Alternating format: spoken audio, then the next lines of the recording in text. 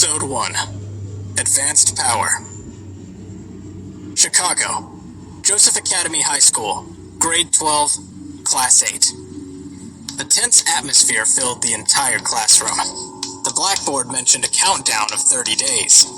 On the podium, a middle-aged man wearing spectacles was tapping on the blackboard while giving a lecture.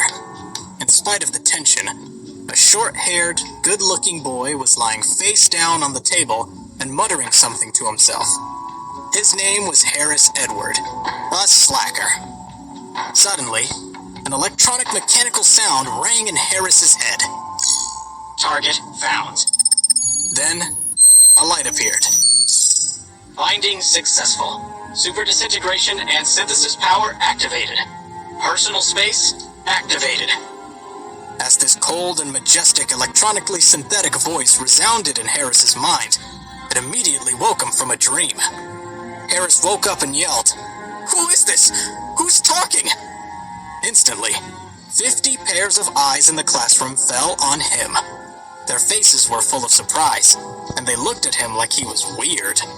On the podium, Professor Henry Jones, the math teacher, stared at a confused Harris with a gloomy expression. "Harris?"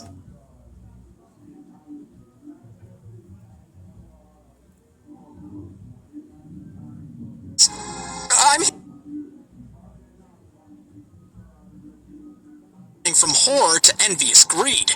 They were covetous of the power that Harris had now controlled, wanting to take it for themselves. As they watched, the mist slowly rose again, becoming less translucent now that it had returned to its source. Eventually, it disappeared completely, absorbing back into Harris's inner being.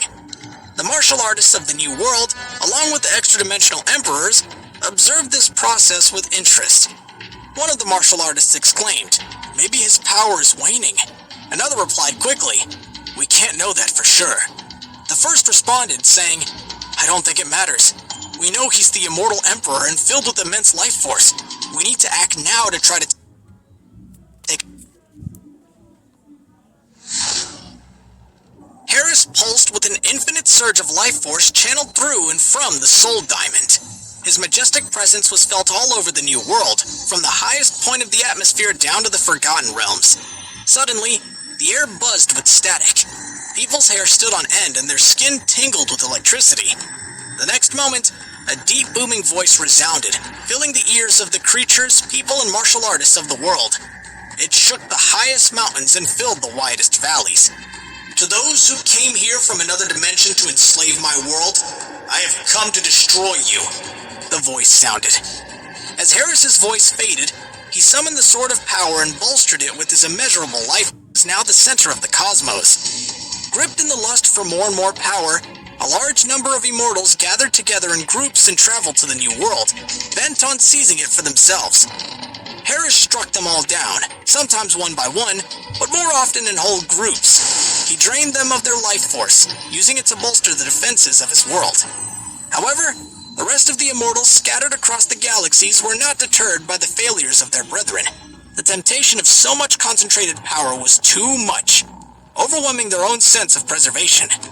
Deciding that the best way to seize this power was to work together, thousands of immortals banded together for an all-out assault on the New World. Harris, with his heightened sense of perception, was ready for them. He met them in the upper atmosphere, using his heightened skills and abilities to